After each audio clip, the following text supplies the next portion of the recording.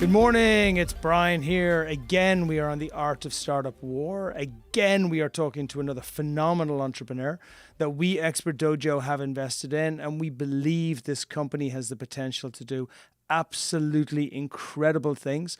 I'm especially excited about this company, Pardigm Inc, because for me, it fits so beautifully into our healthcare accelerator and what we want to do to make the world a far better place. Why, welcome to the show, my friend. We're going to talk today about everything that you've built so far. We're going to talk about how the product fits the market. We're going to talk about where Pardigm came from and where you're going to grow to. I would say 70% of the listeners that we have here are investors. They are folks who are thinking, Expert Dojo have invested in this company. I wonder why. And I wonder if this is a good investment fit for us. So we're going to focus a lot of the questions on that exact question. But first of all, welcome to the show.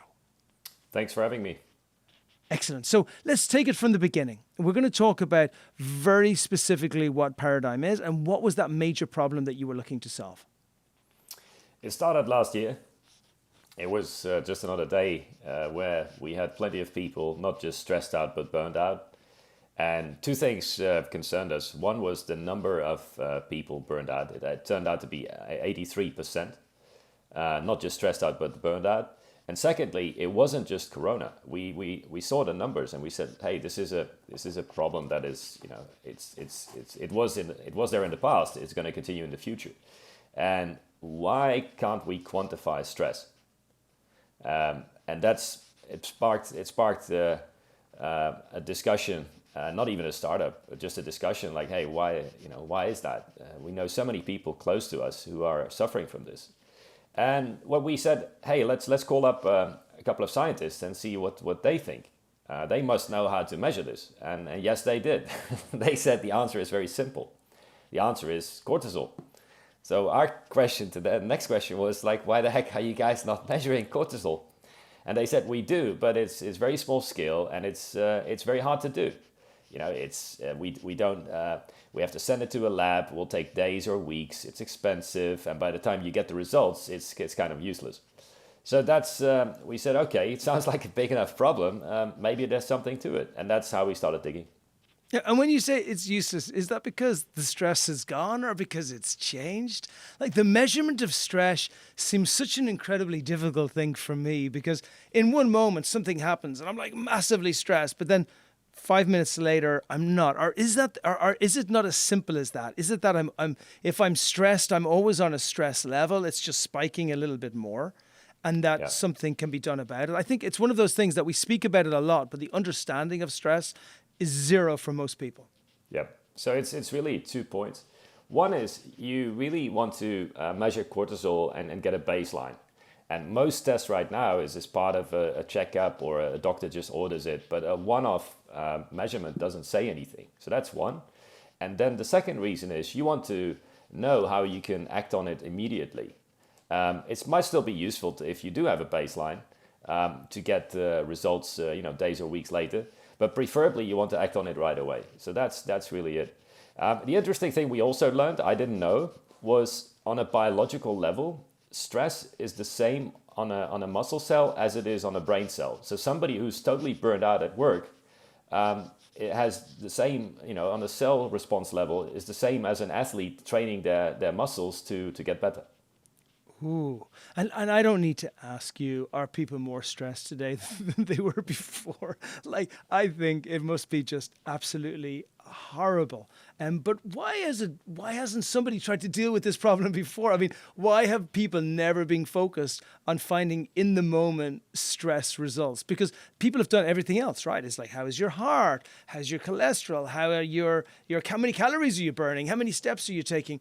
But stress, I would argue, is the fundamental cause of so many of the indications that actually kill people, that it's right up there with the top 3 most important things that we should be measuring on a minute-by-minute basis so that we know when we're in places of danger and what we need to do to actually fix that. So why do you think nobody looked at it before? And then I would love to know, well, I know this is not your first rodeo, right? So you've been out of this gate before, but so as a startup and entrepreneur, you have the audacity to believe that you can do things which just should be done. It's not a question of is it impossible or is it not impossible, but what made you believe that you would be the one who'd be able to bring this to market? So a couple of things. We knew the problem was that how do you measure it in an easy way and make it scalable? And nobody had been able to solve that. Folks had been trying different ways through blood, urine. We do it saliva-based. Some people were looking at sweat glands, hair follicles, you name it. And it turned out saliva is the most scalable option, but it had to be sent to a lab. So we zoomed in on the bottleneck and said, can we automate that and do it at home? So instead of, the reason why you need to send it to a lab is unlike a pregnancy test, where you can see with your naked eye, whether it lights up or not. It's binary. You're either pregnant or you're not. You might have some false negatives or some false positives, but that's the name of the game. With this, you need to see by the light intensity of the test through your saliva, by adding that to a strip, you need to see, hey, this is 14.5 nanograms. And that is a problem that wasn't scalable because it needed to be sent to a lab to be scanned by a technician with a $5,000 lab scanner. And so what we try to do is say, hey, can we solve this with mass, with artificial intelligence, and with your mobile phone? And so we set ourselves, before even looking at a startup, we said, hey, let's do a proof of concept. Let's see if this is even solvable. We didn't know.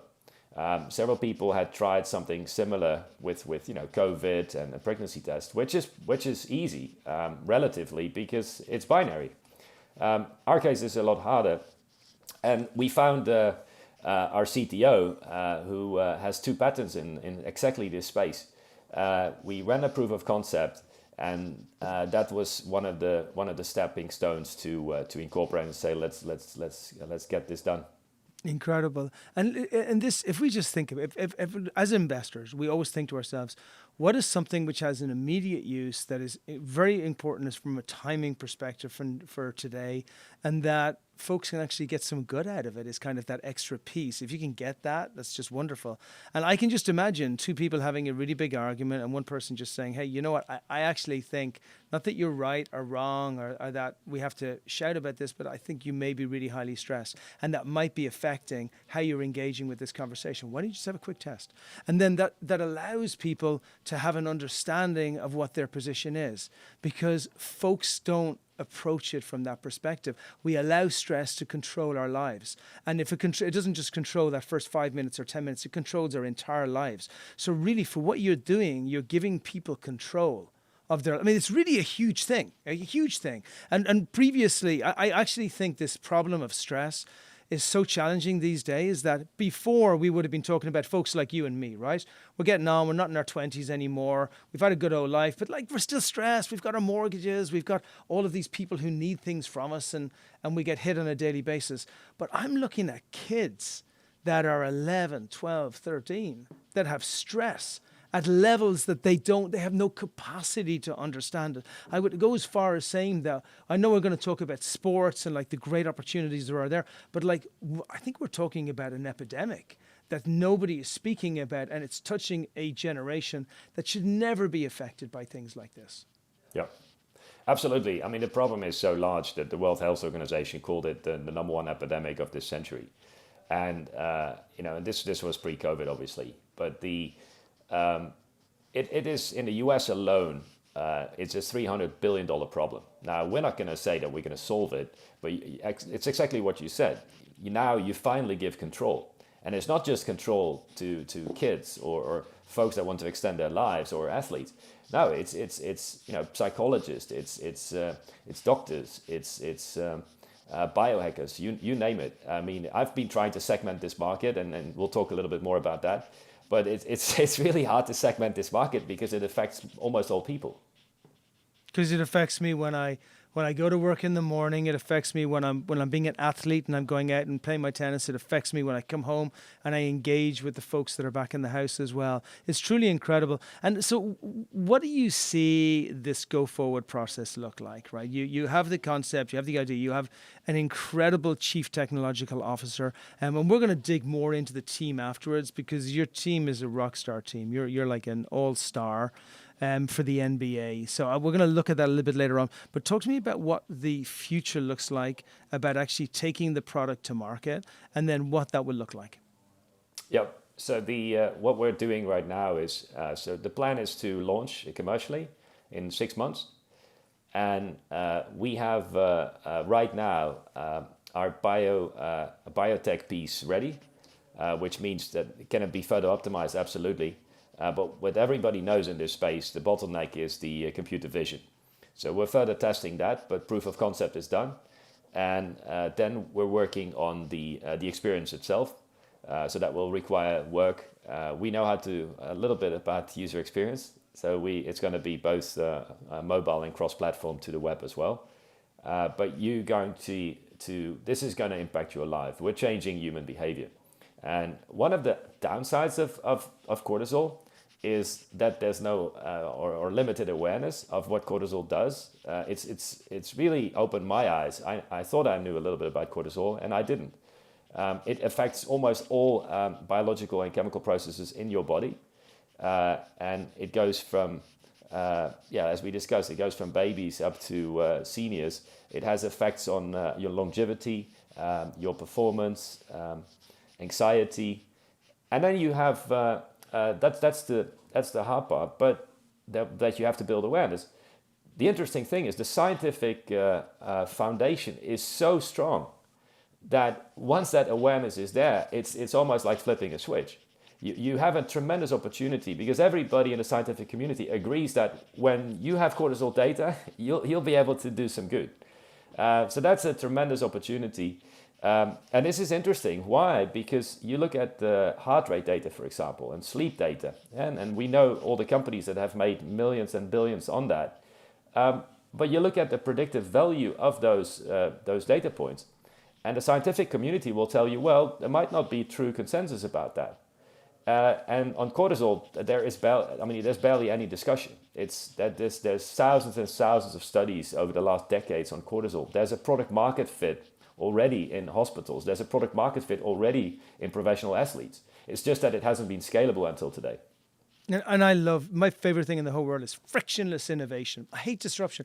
Disruption means everybody has to fight you for something. You know, you go out, you've got something great, but this interest group doesn't want it, and this interest group doesn't want it, and these people are going to lose money. Like, it's just tough and it's hard, and you make it there, but God, you get so tired by the time you're at the end. Frictionless innovation is beautiful because everybody wants it. There's not a single user group anywhere that does not want you to be successful in what you're bringing to market. And that means that people will help because it's the right thing to do, not because it interferes with a vested interest that they have. What will this device look like when it comes out to market, and how will people interact with it?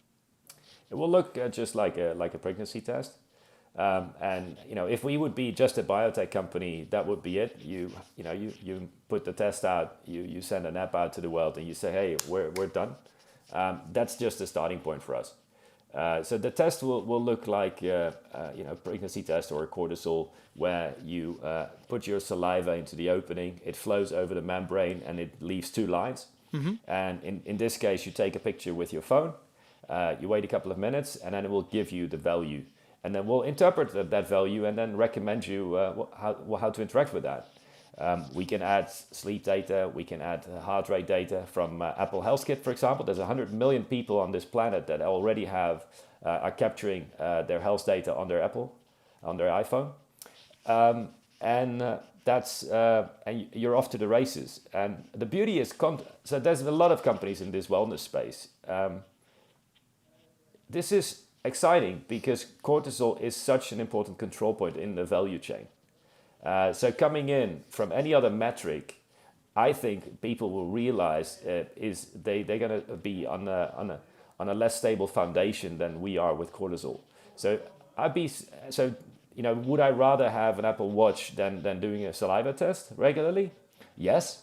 And so we have to overcome that. But on the flip side, with the potential and the data and the recommendations you're getting to improve your life, I think a lot of people are going to be willing to take the few minutes extra and say, yeah, I would rather wear a band or a watch, but this is giving me so much tremendous value that I'm willing to do that. Yeah, who cares, right? I'm I'm a user experience freak. And so I never say what I'm just saying right now because I believe that I believe great products with poor user experience are dead. And I believe that, even mediocre products with great user experience will break through. But this is so incredibly important that I don't even think that like saliva for me is not even an inconvenience, right? Saliva is fine. It's totally non-invasive. It's fine. But it's something, to your point, that you just have to think about for an extra second rather than have it on your wrist.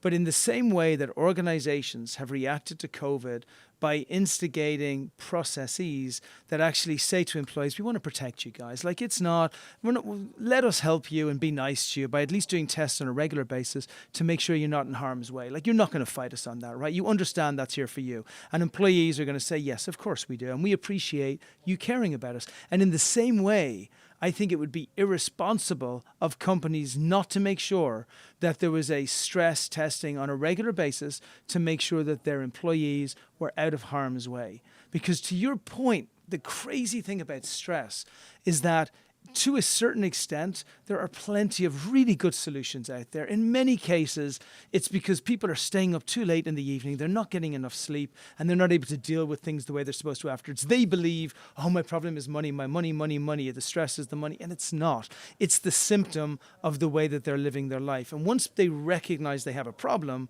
then they can set about dealing with it, right? So I actually believe your user experience, I don't think any organization is going to have a problem instigating it. I think parents should be told in school, you know what you should do? On a fairly regular basis, just check your kid out. Make sure your kid's not in risk way. We don't want anything happening to your child. You don't want anything happening to your child. We already know that kids don't tell their parents in general when they're at really high areas of stress. And we also know that they're out of our sight when they're in school for at least 60 to 70% of their waking hours. So if that's the case, we want to know if they're on a high stress level. So I actually...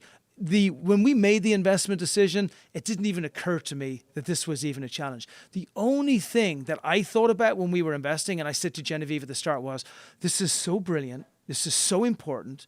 I didn't even have a thought about you being able to build the perfect product. That to me is a no-brainer. Again, we're going to come back. I'm just teasing people so far, but we're going to come back into your track record. It's off the charts.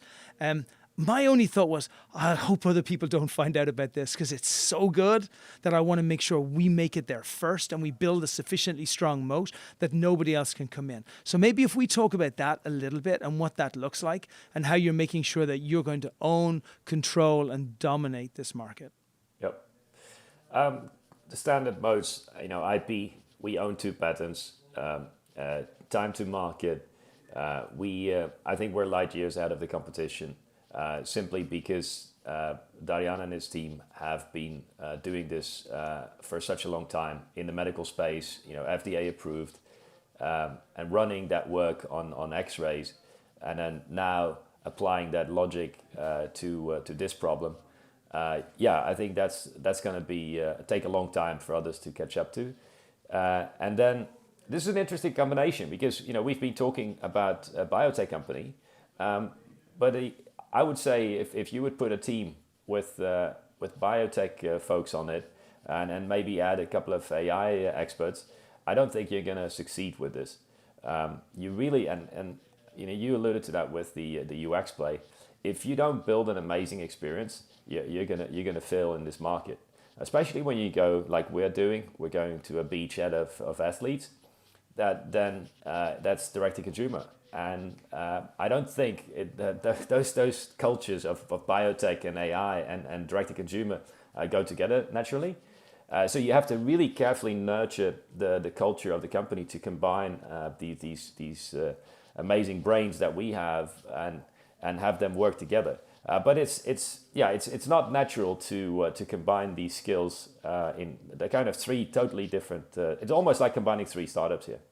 Yeah, it's incredibly complicated. And talk to us a little bit about it. I want to really focus on that beachhead and where you're going into it, because I've talked about so many applications, but the application where you're starting with is absolutely perfect. And what it says to everybody is the challenge here is not about can we find a market for this? The challenge is how do we make sure that we hit all of these markets in a really smart way to make sure that we don't miss any of them afterwards. But talk a little bit about the FDA and approvals first and anything that could potentially harm your entry and scaling in the market. Yep. So on the actual strip, the FDA approval already exists. And when we go to market directly, it's on the wellness side. So for cortisol specifically, we're not giving any medical advice. So with the legal disclaimers that people are used to, we're staying on the safe side. Yeah. So that's the easy FDA. peasy, right? Easy peasy, no problem there. Yeah, so that's the direct-to-consumer side. Now, when it comes to go-to-market, you could go straight to hospitals. You can go straight to employee health. You can go to universities, and some of them have tried with other biomarkers. They've gone to retail, and we looked at all those options and said, where is this product market fit already well established, of particularly cortisol? And what type of user would make most frequent use, which is always important in the beginning, most frequent use of this test? And for decades, like at least into the 90s and maybe even into the 80s, top athletes have been tested for cortisol. The only problem why this hasn't scaled is, and there's only 20,000 professional athletes in the US, but it hasn't scaled because it's been expensive. The top scientists have been flying around with mobile labs, which cost thousands and thousands of dollars. They've been, having to run tests in the locker room or go set it up in their hotel room. There's not that many sports teams or individuals that can afford it. And you still don't have a baseline because that person is not going to stay around forever. It's usually just out of the suitcase, as I just mentioned. But a lot of athletes, and this is why it's been going on, because a lot of athletes that could afford it have been able to gain advantage, and tremendous advantage in performance. I never thought that cortisol measurement would result and translate into increased performance. Now, we wanted to do a clinical study on that. Guess what? The clinical study was already done in 2016, published in Nature in 2017. So there was a clear causal effect from measuring cortisol to adapting their training regimen to improve performance. So we were about to design the study, and it turned out this was already published. Now, is this it's peer reviewed? Yes. Is this 20 studies with amazing consensus among all scientists in the world? No, we're early stage, but this was enough for us to say, look, this is strong enough for us now to go to market with, and that's the first reason. Second reason why we wanted to go to athletes is the customer acquisition cost. It's so much lower right now than to go to retail or set up through the pharmaceutical industry or anything like that. That was for us a no-brainer to start with the professional athletes and the biohackers that I would say the ones that have a large disposable income in the top of the pyramid. So, okay, so I have so many questions here now. As an aspiring tennis player in my own mind, and that being the only place, I want to know for amateurs like us, what are the impacts and how do we impact it? Now I'm thinking of England playing against Italy in the European Cup final. Like, how can this impact on that penalty shootout, or can it? So when you talk about, and then of course I want to go to my favorite players like Nadal and Djokovic over in tennis. So what would happen with these players? When would it be measured? And how do you then turn that into an outcome of better performance? What specifically, or what are some of the indications, some of the things that you would do, some of the outputs you would give to these folks to make them better? Yeah, I don't know it still needs a couple of minutes to test. But if you would have a chance, and I don't know exactly how many minutes they had. I think they had like 5 minutes before the penalty kick. So, yeah. But the trainer, the coach last night already had to deliver the list of players well in advance. So there might not be enough time. But in a perfect world, if you do have, let's say, 5 minutes, until you have to draw up the names that are going to do the penalty kicks, then I would say do a quick cortisol test, and the guys not the top on the list that you think are can hold their nerves. No, quantify it, and say I'm going to pick the guys that have the lowest cortisol right now relative to their baseline. Wow, because I was nervous. I was watching them yesterday, and I'm like, oh my God. I was nervous for everybody taking a kick. And you saw there were certain people who just went in there, and look, maybe they were nervous, maybe they weren't, but they sure as hell did not look like they were nervous. And then there was maybe 3 or 4 folks, including one that scored a goal, that you looked at and you thought, oh, you're like dying out there. Yeah. You want to be anywhere except there. And if you think about it, this applies all the way across sports. It applies for if you have a team that you're looking, I'm going to put my best team on, my best NBA team out.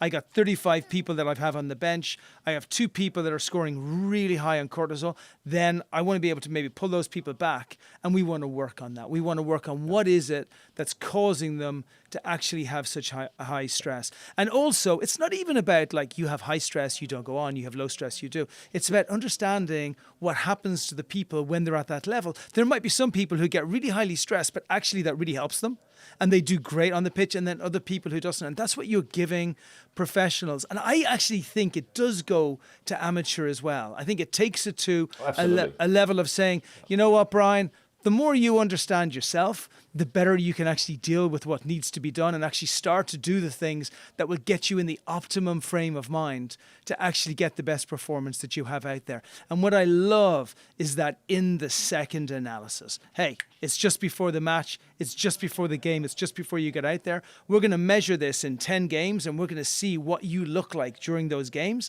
not just for the whole game, but during the match, so we can actually then test whether you should be good or bad. I think sports is 100% no-brainer. Yeah. And I'm not making this up. So the use case that you're providing, which is, hey, I need to go and take a penalty kick, or I need to run 100 meters. That's a high stress event, obviously. So you expect, or pole vaulting, right? There's even after doing that thousands of times, your brain still goes into fight or flight mode when you jump over 5.5 meters, right? And that's normal. But what we do know, and I'm not making this up, what the sports science knows is that when you manage to lower your cortisol before going out there and run 100 meters or swim, and that's why it applies to every single sport, where endurance or very technical, they know that if you can lower your cortisol just before that, and that's just one use case on the short term, right? So it improves your performance. But long term as well, if you have elevated cortisol levels over time, you want to lower that because you're going to perform better. Say, I have, right now we're discussing with a PGA golfer, and he thinks that we can tremendously, significantly improve athletic performance with what we are doing. And when I started this startup, I never thought that would be possible. Of course, we need to prove it in the numbers. But I'm hearing that from multiple sides right now. So anybody, look, investors listening, if any of you think this is not a huge market and it's forget a unicorn, like a multi-unicorn market already, then you're on another planet. But you have to be thinking the same as me, which is that this is great. This is merely about the implementation and getting it into the market so people have got access to the right results. I love the fact that the friction is really, really, really small. Can you maybe talk a little bit about the money that will need to be raised over the next while? And again, investors, you have to look at it like this. In 6 months' time, it's way too late. None of us can afford to play in this game because they will have advanced way too far. Once this hits the market, it's pretty much game over for most of us. So could you maybe talk about where you are right now, what you're raising at, how much you're going to raise, where that takes you to, and then maybe talk about some subsequent raises next year. Everybody here knows the disclaimers, right? We know that we're talking about future activities that we hope are going to happen. None of this is advice to anybody else out here, but we do want to make people aware of what we were thinking as investors when we invested in this company. We are not promoters. We are people who put our own money in the hope of financial gains by supporting just phenomenal startups that do great things.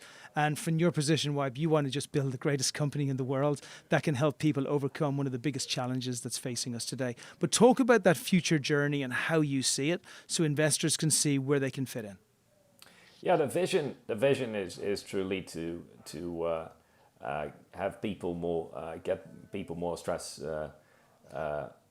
resistant and help them improve that, whether it's short term or longer term, all age groups, whether it's athletes or not, life extenders, as I mentioned earlier, menopausal women, kids that's stressed out in high school with exams and tests, you name it. And the so what we're doing, I mean, we've bootstrapped this, picked up some friends and family checks. We're looking for a couple of more smaller checks to more for strategics, and then the plan is, once we go out in half a year, to have the price, the seed round, approximately 5 million. It depends a little bit on the traction we're getting early on, because if our retention numbers are what we think they can be, the round could be much larger than 5 million.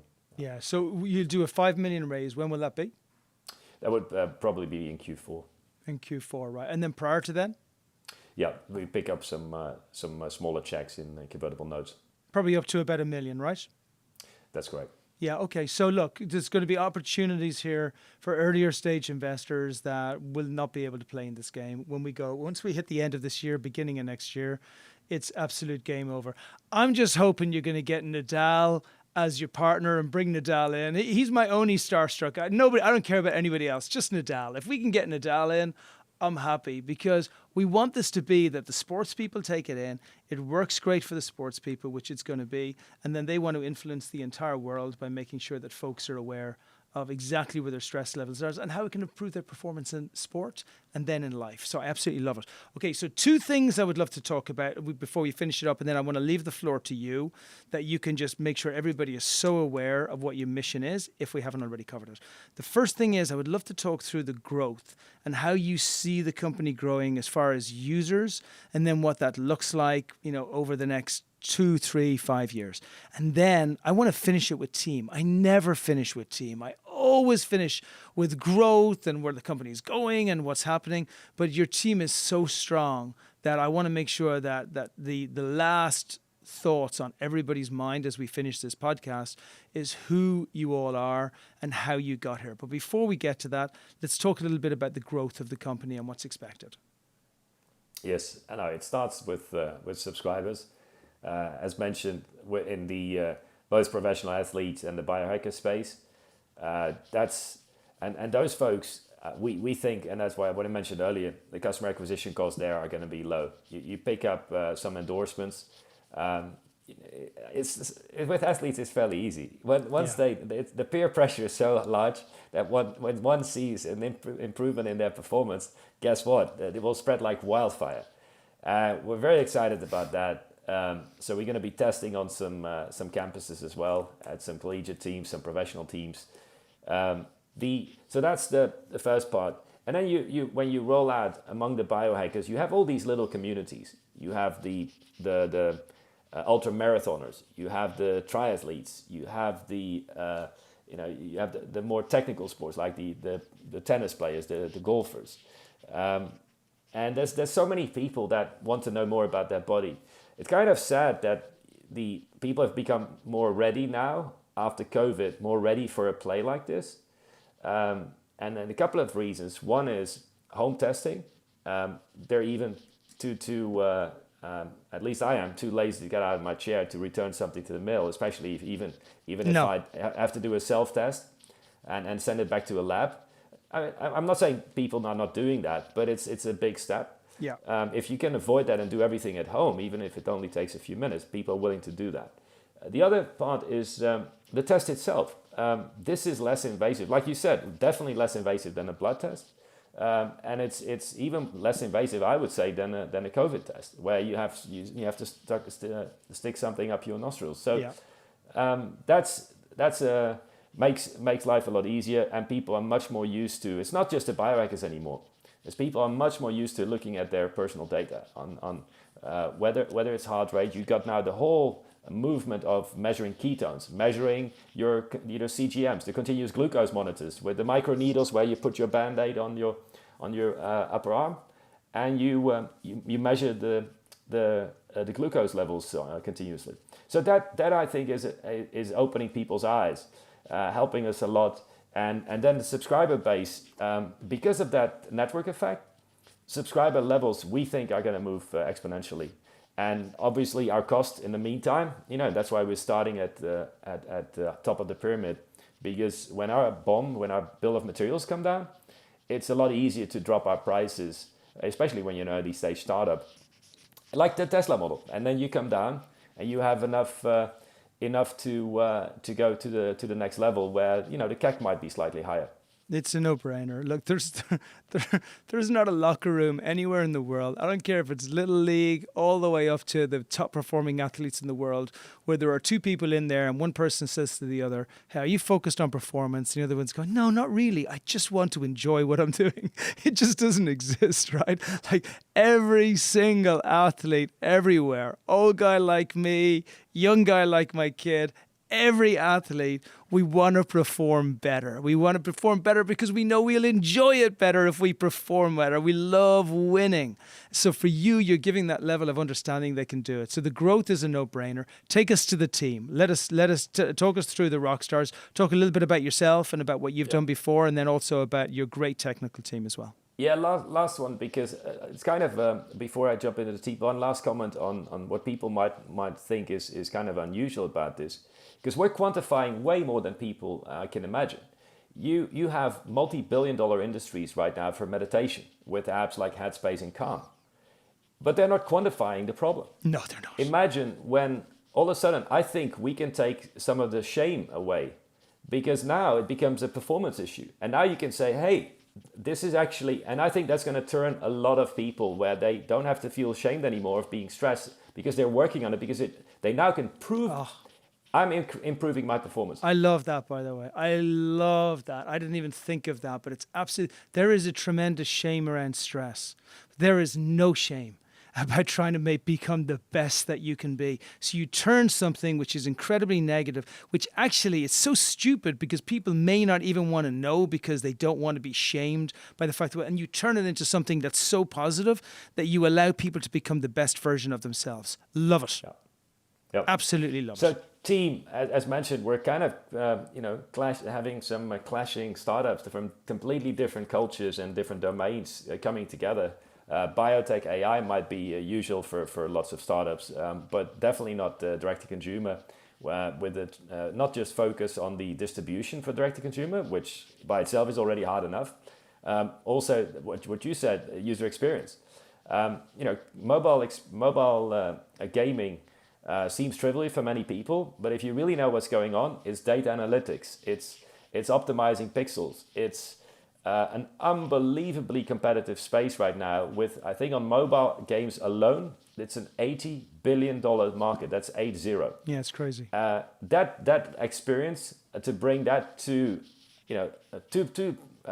two parts of AI. One is computer vision, the other one is the recommendations with machine learning. Bringing that to nanoparticles in biotech, that combination I think is going to be hard to replicate. And with the level, and then we've made thousands of mistakes before. We're an experienced team.